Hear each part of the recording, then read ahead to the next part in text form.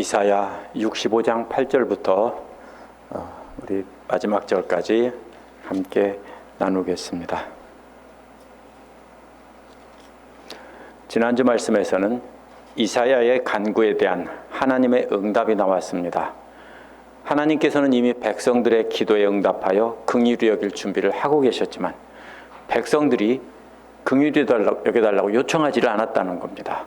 하나님 대신에 우상을 숭배하면서 스스로 거룩한 백성이라고 다른 사람을 멸시했다는 겁니다. 그런 자들에게 하나님의 진노를 쏟아 부으시겠다고 했습니다. 이제 오늘 말씀은 이스라엘 사람들은 아브라함의 언약에 따라 이스라엘 백성만 모두 구할 것이라고 이렇게 말합니다. 그러나 이사야는 오직 여호와께 돌아오는 자 일부만 남을 것이라고 말을 합니다. 그렇게 남겨두신 하나님의 종들을 어떻게 축복하실 것인지 말씀하고 있는 것입니다. 이 말씀 보면서 어떻게 하나님께서 남겨둔 자들이 되어서 하나님의 축복을 우리가 받을지 생각해 보도록 하겠습니다. 첫 번째로 8절에서 17절은 하나님께로 돌아오는 자들만 남기신다는 내용입니다. 8절은 포도송이 속에 새 포도주가 들어있으므로 사람들이 그것을 없애지 말아라. 그 속에 복이 있다라고 말한다는 것입니다. 이스라엘을 포도나무로 비유했습니다. 그래서 포도나무가 다 못쓰게 생긴 겁니다. 그래서 다 베어서 불태워버리려고 하는데 잠깐 모두 베어버리지 말아라. 그 속에 새 포도주가 들어있다. 아직도 그 속에 좋은 포도가 남아있다, 이런 뜻입니다. 못쓸 포도나무 같은 이스라엘 가운데서도 좋은 포도주 같은 의인들이 아직 일부 남아있어서 그들이 복이 될 것이니까 통째로 다 버리지는 말라는 뜻입니다. 이는 하나님께서 마치 소돔과 고모라를 멸하겠다고 하실 때 아브라함이 하나님께 간청하던 것과도 같습니다. 하나님이 모두 멸하실 거라고 하자 악인과 의인을 함께 멸하면 안 된다며 의인 몇 명이 있으면 용서해 주겠냐고 이렇게 했던 것과도 같습니다. 하나님께서 그 중에 남은 의인들을 생각해서 모두 다 멸하지는 않겠다는 것입니다. 9절은 모두 다 멸하지 않고 남기신 일부가 자손이 되게 하는 것에서 한 걸음 더 나아갑니다. 내 산을 유업으로 받을 자들이 나온다고 했기 때문입니다. 남긴 자들은 단순히 목숨만 살아남는 것이 아닙니다. 이들은 하나님의 땅을, 산을 유산으로 물려받는다고 했기 때문입니다. 그래서 내 산을 유업으로 받는다는 말은 하나님께서 남기신 자들이 하나님의 산인 시온산을 유업으로 받아 하나님을 섬기는 제사장이 되게 한다는 것입니다. 그래서 이스라엘의 남은 자들이 제사장이 되고 그들을 통해서 많은 사람을 전도해서 이방인들이 하나님의 백성이 되는 것이 신약 성경을 통해서 이루어졌습니다. 그래서 내 산을 유업으로 받을 자는 나의 종이라고 부른다고 했습니다. 택한 사람들과 나의 종이란 혈통의 이스라엘은 멸하지만 진정으로 하나님을 나라를 이어갈 남은 자들, 앞에서 말한 멸망할 포도나무 가운데서 좋은 포도가 남아있는 것을 뜻하는 것입니다. 하나님께서 남기신 자들은 성전이 있는 시온산만 유업으로 받는 것이 아닙니다. 10절에서 샤론 평야와 아골 골짜기를 축복의 장소로 바꿔준다고 했기 때문입니다. 그러나 샤론은 지중해 해변에 있는 기름진 땅입니다. 샤론의 꽃 예수 그러죠. 아주 아름다운 땅입니다. 근데 반대로 아골 골짜기는 예루살렘 동편 여리고 근처에 있는 황무지인 와디, 건천입니다. 항상 메마른 곳이다가 홍수가 날 때만 물이 흐르는 골짜기입니다. 여호수아 7장 24절에서 26절에서 나오는 아간과 그 자손 가족들을 돌로 쳐 죽인 곳이 바로 아골 골짜기입니다. 샤론은 이스라엘의 서쪽 끝 지중해 해변에 있고 아골 골짜기는 그 반대로 동쪽 끝입니다. 하나는 유명한 기름진 땅이지만 하나는 돌들과 먼지만 날리는 흙만 있는 건조한 죽음의 땅입니다. 이 두 가지를 함께 말씀하신 것은 하나님은 이러한 두 장소를 차별 없이 모두가 다 가축을 먹이는 좋은 목초지가 되게 한다는 겁니다. 둘 다 푸른 초장으로 바꾸어 주신다는 겁니다. 무슨 뜻입니까?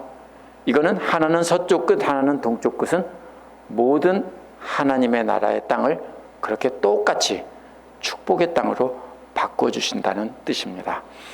개역에는 나를 찾은 백성이 내 백성의 소유가 되려니와 라는 말이 있는데 세번역과 영어의 뉴 리빙 트랜슬레이션에는 이 말이 없습니다. 10절 전체가 목축하는 그림 언어로 되어 있습니다. 그런데 이 말이 맞지 않는다고 생각해서 뺀 겁니다. 하지만 원어에는 분명히 이 말이 있습니다. 하나님을 찾는 자들이 하나님의 백성이 되고 샤론과 아골골짜기 즉 하나님께서 회복시키실 그 땅을 그들에게 주신다는 겁니다. 이스라엘이 아닌 택한 사람들과 하나님의 종들을 위해 주시는 축복을 뜻하는 것입니다. 하나님을 찾는 사람이라면 하나님의 종들뿐 아니라 그 모든 사람들, 유대인이나 이방인 가릴 것 없이 모두에게 그렇게 아름다운 땅을 주신다는 뜻입니다. 11절, 12절은 반대로 약속의 자녀와는 반대가 되는 사람들에 대한 것입니다. 11절은 그러나 나 주를 떠나서 내 거룩한 산을 잇고 갓에게 상을 차려 놓으며 문희에게 섞은 술을 부어 바치는 자들이라고 말을 합니다. 주 여호와를 버리고 여호와를 경배드리던 시온산을 잊어버린 자들은 행운이라는 뜻을 가진 시리아의 신인 갓, God가 아니라 Gad입니다. 영어로는 위에 상을 차린다는 것입니다. 또 운명이라는 뜻을 가진 문희에게 섞은 술을 붓는다는 것입니다. 하나님을 버리고 대신 자신들의 삶에 좋은 일을 있기를 빌기 위해서 헛된 신을 찾는다는 겁니다.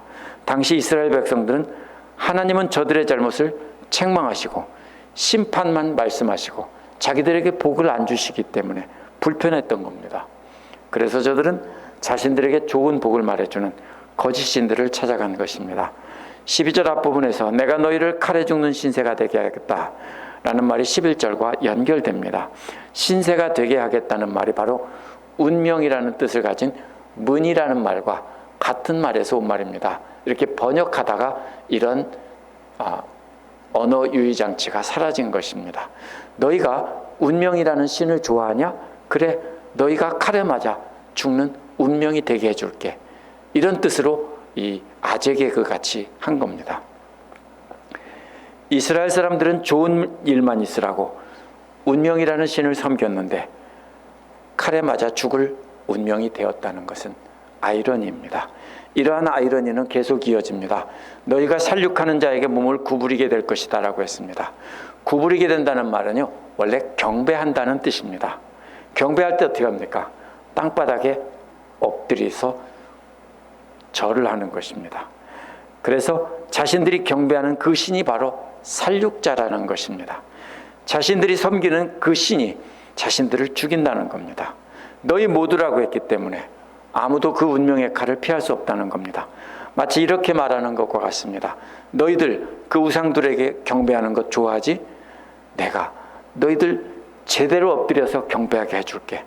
너희들 그 우상의 칼에 맞고 쓰러져서 영원히 엎드려서 경배하게 해줄게. 다시 일어나지도 마.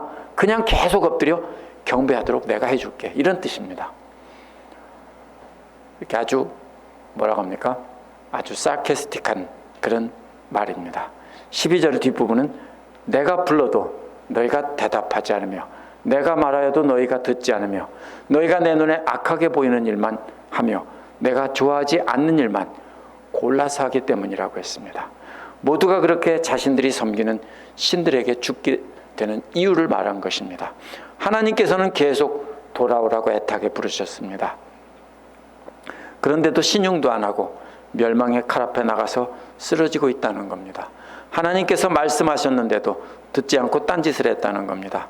하나님 말씀을 듣고 하나님 기뻐하는 일은 하나도 안 하고 자신들의 탐욕의 눈에 끌려서 악한 일만 골라서 했다는 겁니다. 저들은 하나님께서 애타게 부르시는 소리를 듣지 않았기 때문에 그래서 다 멸망했다는 겁니다. 하나님 잘못이 아니라 듣고 돌아서지 않은 저들의 잘못이라는 겁니다. 13절은 남은 자들이 받을 축복과 이런 악한 자들이 받을 저주를 계속해서 비교합니다. 보아라, 내 종들은 먹겠지만 너희는 굶을 것이다. 보아라, 내 종들은 마시겠지만 너희들은 목마를 것이다. 보아라, 내 종들은 기뻐하겠지만 너희들은 수치를 당할 것이다 라고 했습니다. 하나님께 나오는 자들은 하나님께서 먹이시고 마시게 하시고 영광의 옷을 입혀주어서 기쁨을 주시는 겁니다. 그러나 반대로 우상에게 나가는 자는 굶주리고 목마르고 벌거벗겨져서 부끄러움을 당한다는 것입니다. 같은 비교가 14절에서 계속 이어집니다. 보아라, 내 종들은 마음이 즐거워 노래를 부르겠지만 너희는 마음이 아파 울부짖으며 속이 상하여 통곡할 것이다 라고 했습니다. 원어는 마음의 기쁨 때문에 소리치는 것과 마음의 슬픔이 가득해서 소리치는 것이 대조가 됩니다. 또 속이 상하여 통곡할 것이라는 말은 영혼이 찢어져서 울부짖는다는 말입니다.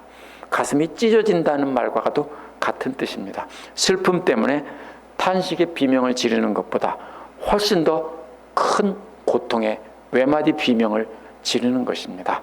15절에서도 저주와 축복이 계속 비교됩니다. 너희 이름은 내가 택한 백성이 저주할 거리로 남을 것이다 라고 했습니다. 왜냐하면 하나님께서는 이런 자들을 죽게 할 것이기 때문입니다. 비교되는 남은 자들은, 그러나 주님께서 주님의 종들은 다른 이름으로 부른다는 것입니다. 무슨 뜻입니까? 이스라엘의 이름은 이제 저주받은 백성의 이름이 된다는 것입니다. 그러나 모든 이스라엘이 다 저주거리가 되는 것이 아닙니다. 그 중에 남은 자는 주님의 종이 되고 다른 이름으로 불린다고 했습니다. 어떻게 불립니까? 오늘날 크리스찬이라고 불립니다. 착각하면 안 됩니다. 성경에 있는 이스라엘, 또 혈통의 이스라엘이 진짜 하나님의 백성이 된다. 그들이 돌아올 때 하나님 나라가 회복된다. 그들이 진짜 하나님의 백성이 되고 온 세상은 이방 사람들이 그들과 함께 하나님의 백성이 된다. 이렇게 해석하는 사람들이 많습니다. 그러나 이사야는 그렇게 말하고 있지 않습니다.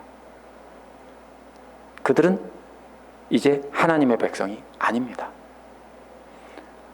오직 남은 자만 주의 종이 되고, 이스라엘 중에서 남은 자만 주의 종이 되고, 그들은 다른 이름으로 불리운다고 했습니다. 그래서 그들은 크리스찬이라고 불리는 겁니다. 따라서 이제 이스라엘의 하나님이 아니라 하나님께로 돌아와 하나님만 섬기는 모든 사람들의 하나님입니다. 16절 앞부분에서 땅에서 복을 비는 사람은 진리신 하나님을 두고 빌며 땅에서 맹세하는 사람도 진리신 하나님을 두고 맹세한다고 했습니다. 이는 주님의 종들을 두고 한 말입니다. 주님의 종들은 진리신 하나님을 두고 그 말씀을 근거로 복을 빈다는 것입니다. 하나님의 말씀을 두고 맹세하게 되는 것입니다. 남은 자들은 더 이상 이제 앞에서 말한 대로 우상에게 복을 빌지 않게 된다는 겁니다. 16절 뒷부분은 지난날 괴로운 일들을 내가 다시 기억하지 않고 지난날 과거를 내가 다시 돌아보지 않기 때문이다라고 했습니다. 하나님께서는 과거를 다시는 기억하지 않고 완전히 잃어버리신다는 겁니다. 따라서 과거에 하나님 앞에 범죄한 일을 두고 아파하고 괴로워하며 슬퍼할 필요가 없습니다. 하나님께서 다 잊으셨기 때문입니다. 근데 우리는 뭐라고 합니까? 부흥회가 있거나 어떤 때마다 있으면 회개하라고, 아직 구원받지 못한 사람 나오라고 하면 계속 일어나서 나가는 사람들이 너무 많습니다. 하나님께서는 과거 일에는 눈을 가리고 보지도 않고 머릿속으로 생각하지도 않고 완전히 지워버리신 겁니다. 이것이 믿는 자들, 남은 자들과 그들을 보고 돌아오는 자들에게 주시는 축복입니다. 17절에서 마지막 절까지는 이제 남은 자들과 하나님이 친밀한 교제를 나누신다는 겁니다. 이렇게 복을 주신 이유는 바로 그들과 교제하기 위해서입니다. 56장 1절에서도 공평을 지키며 공의를 행하여라. 나의 구원이 가까웠고 나의 의가 나타날 것이라고 했는데 65장 17절에서 25절은 그러한 하나님의 의가 어떻게 나타날 것인지 묘사한 것입니다.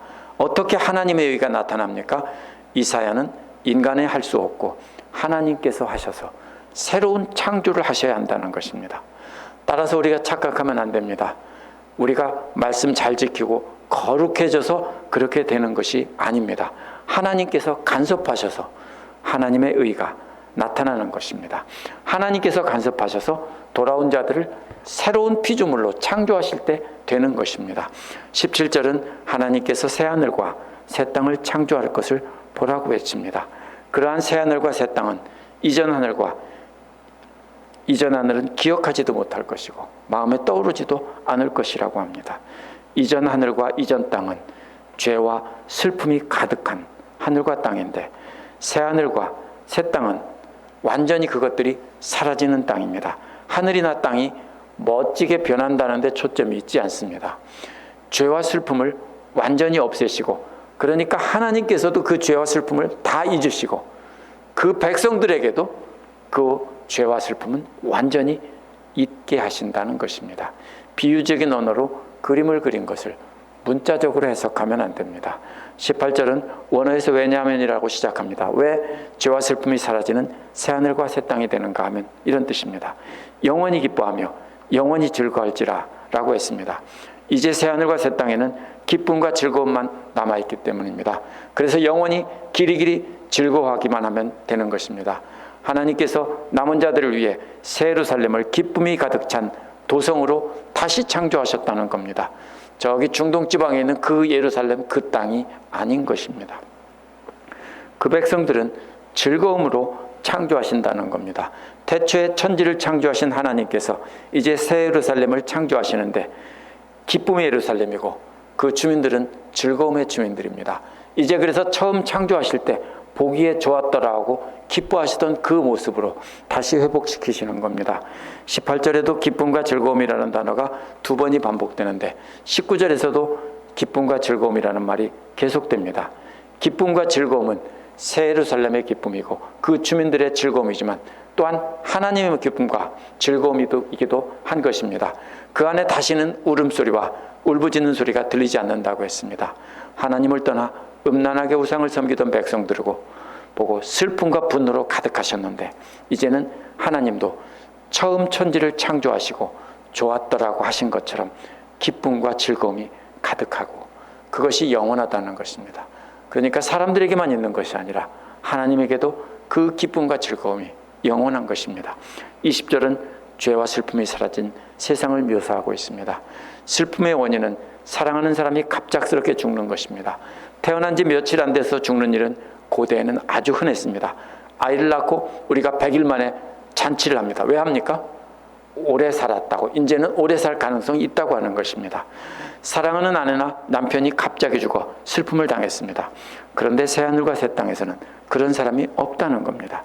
100세에 죽는 사람을 젊은이, 100살을 채우지 못하고 죽는 사람은 저주받은 사람이라고 여긴다는 것입니다.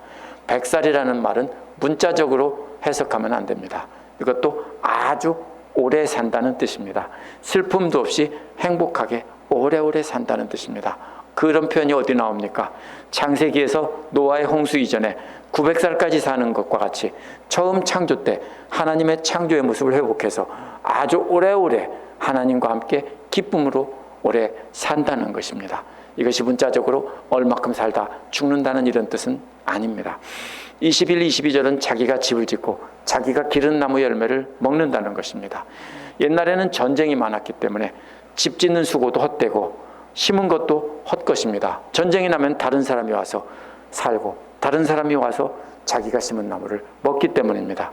그런데 그때는 전쟁이 없기 때문에 21절은 집을 지은 사람이 자기 집에 들어가 살고 포도나무 심은 사람이 자기가 기른 열매를 먹는다고 한 것입니다. 시편 128편에서도 뭐라고 합니까? 자기 손으로 수고한 열매를 먹는 것이 복이라고 했습니다. 그것이 축복입니다. 22절 앞부분은 다른 사람이 와서 살고 먹는 일이 없다는 것입니다. 적이 쳐들어와서 집을 빼앗고 땅을 빼앗는 땅에 있는 작물들과 과일나무를 먹어치우는 일들은 절대로 없다는 것입니다. 22절은 한 걸음 더 나아갑니다. 나의 백성들은 나무처럼 오래 산다고 한 것입니다. 그들이 수고해서 번 것을 오래오래 누릴 것이라고 했습니다. 나무가 얼만큼 삽니까? 1000년까지도 산다고 합니다. 몇천 년을 사는 나무도 있습니다. 최소한 수백 년은 보통입니다. 따라서 나무는 여기서 100살에 죽는 사람을 저주로 여긴다는 말보다 훨씬 더 강력하게 강조된 표현입니다. 그곳에는 전쟁도 없고 슬픔도 없기에 하나님께서 지으셨던 그 모습, 그 기쁨과 즐거움을 누리며 오래오래 영원히 산다는 표현인데, 인간이 가진 머리로 오래 산다는 것을 표현할 길이 없어서 이렇게 나무처럼 오래 산다라고 한 것입니다. 이러한 새 예루살렘의 모습은 계속 23절에서 이어집니다. 그들이 헛되이 수고하지 않으며라고 했습니다. 수고한 것이 다른 사람들이 누리지 않게 되고 자신들이 누린다는 겁니다.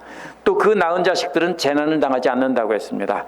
기근으로 굶주리고 병에 걸려서 자식들이 먼저 죽는 일이 없다고 했습니다. 무슨 말입니까? 자신들만 복을 누리는 게 아니라 그 자손들까지도 대대로 오랫동안 그 복이 이어진다는 것입니다. 이제 남은 자들만의 복이 아니라 한 걸음 나가서 자손들도 그들과 똑같이 복을 누리며 오래오래 하나님과 기쁨의 교제를 하며 살게 된다는 겁니다. 24절은 하나님과의 관계가 회복된 모습입니다. 이렇게 오래 살게 하는 것은 오래 살게 하는 것이 목적이 아니고 잘 먹고 잘 사는 것이 목적이 아닙니다. 그들이 부르기 전에 내가 응답하며 그들이 말을 마치기도 전에 내가 들어주겠다라고 했습니다. 무슨 뜻입니까? 부모와 자식이 한 자리에 늘 살다 보면 아이가 말하지 않아도 아이가 엄마라고 부르면 아이가 뭘 원하는지 알고 그래 여기 있다고 먼저 줄 수 있는 것입니다. 바로 그런 뜻입니다. 하나님과 그렇게 친밀한 관계가 되기 때문에, 하나님과 동행하기 때문에 아버지라고 부르면 온유하고 우리가 자세히 구하기도 전에 아버지께서 미리 다 주신다는 겁니다. 하나님과 그렇게 친밀한 교제를 나누게 된다는 것입니다. 그래서 25절 앞부분은 그렇게 회복된 나라를 이상적인 모습을 그림처럼 그린 것입니다. 이리와 어린 양이 함께 풀을 먹으며 사자가 소처럼 여물을 먹으며 뱀이 흙을 먹이로 삼을 것이다라고 했습니다. 이런 일이 문자적으로 이루어지는 것이 아닙니다. 당시 사람들은 어린 양을 이리가 물어가서 슬퍼했습니다. 어린아이가 뱀에 물려 죽었습니다. 사랑하는 아내가 사자에게 잡혀 죽었던 것입니다. 이러한 슬픔의 원인들이, 위험들이 다 사라진다는 것을 비유적으로 말한 것입니다. 성경에서 이것을 비유적으로 말한 것을 실제로 받아들이면 안 됩니다. 이것은 모든 슬픔의 근원이 다 사라졌다는 뜻입니다. 그래서 나의 사내는 서로 해치거나 상하게 하는 일이 전혀 없을 것이다 라고 한 것은 비유적으로 한 말을 해석한 것입니다. 그 나라에는 이리와 같고 사자와 같고 뱀 같은 그런 해치는 사람들이 없다는 뜻입니다. 잔인하고 사악하고 포악한 인간들의 내면을 비유적으로 말한 것입니다. 이제 하나님께서 메시아를 통해 회복시키는 그 나라, 새하늘과 새 땅에는 서로 사랑하며 기쁨을 나누며 하나님과 교제를 나누는 그런 삶을 오래오래 살게 되는 것입니다. 하나님께서는 하나님께로 돌아온 사람들을 모두 과거는 완전히 잊고 가리고 보지도 않고 생각하지도 않기 때문에 우리는 계속 반복해서 회개할 필요가 없습니다. 그렇기 때문에 진짜 경건을 행하지 않으면서 자꾸 거짓 경건을 행하는 겁니다. 자꾸 그것을 믿지 못하니까. 이러한 반복이 어떤 겁니까? 회개할 것도 없는데 계속 외꽍거리면서 토하는 신용을 하는 것과 똑같습니다. 남은 자들이 경건하고 거룩해서 남긴 거라고 착각하면 안 됩니다. 오늘날 교회 안에도요, 이렇게 율법주의자들이 많이 존재합니다. 그러나 그 반대편 극단으로 은혜로 구원받는다고 해서 아무것도 안 하는 사람들을 우리가 보통 뭐라고 부르냐면 구원파라고 부릅니다. 그것도 이단입니다.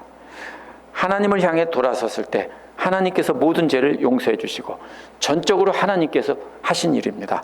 그렇게 하나님께서 불러주신 자들을 오늘 말씀에서 제사장 삼아 주시고 기름진 땅을 주시고 그렇게 복을 받은 자들이 하나님과 친밀한 교제를 나누며 오래오래 산다고 했습니다. 자손들도 그렇게 된다고 했기 때문에 자손들이 저절로 그렇게 된다는 뜻은 아닙니다. 우리에게 배운 자손들도 우리와 같이 그렇게 하나님을 섬기며 살게 된다는 것입니다. 오늘 말씀에 나타난 모든 표현들을 문자적으로 받으면 안 됩니다. 하나님께서 남기신 자들을 창조 때의 모습으로 회복하고 하나님과 복된 교제를 나누며 영원히 사는 모습을 비유적으로 표현한 것입니다. 이기심과 탐욕으로 가득 찬 사람들이 하나님께서 창조하신 아름다운 세상을 파괴했습니다. 아담과 하와가 파괴했고요. 그 모든 사람들이 다 파괴했습니다. 예수님께서 가르치신 것이 바로 뭐냐면요, 이사야가 예언한 그 말씀대로 이기심과 탐욕으로 가득한 세상을 아름다운 나라로 회복시킨 겁니다. 이러한 이 땅은, 나라는, 하나님 나라는 이 땅에 없고 주님 오실 때만 이루어진다고 하면 안 됩니다. 왜냐하면 교회가 바로 그런 곳이 되어야 됩니다. 교회가 갈등 없는 곳이 아니라 하나님의 은혜를 먼저 받은 사람들이 다른 사람을 용서하고 사랑하여 화합하는 곳이 되어야 합니다. 먼저 깨닫고 은혜 받은 자가 그렇게 용서하고 사랑할 때 사자나 일이나 뱀처럼 상대를 해치고 속이는 사람들도 사라지게 됩니다. 우리 교회가 먼저 그렇게 하나님께서 창조하신 모습을 회복해서 서로 사랑하는 곳이 되어야 합니다. 그러면 주님 다시 오시는 날에 모두가 변하여 이사야가 예언한 그런 나라가 완성되는 것입니다. 함께 기도하겠습니다. 우리 말씀을 기억하면서 함께 잠시 기도하겠습니다. 우리가 훌륭해서가 아닙니다. 우리가 거룩해서가 아닙니다. 하나님의 은혜로 우리를 회복시켜 주시고 축복을 주시며 영원히 하나님과 교제하게 하고 말하기도 전에 하나님을 부르면 응답한다고 했습니다. 그런 하나님을 믿고 우리 교회가 그런 교회가 되게 하는 일에 우리가 앞장서게 해달라고 함께 한 목소리로 기도하겠습니다.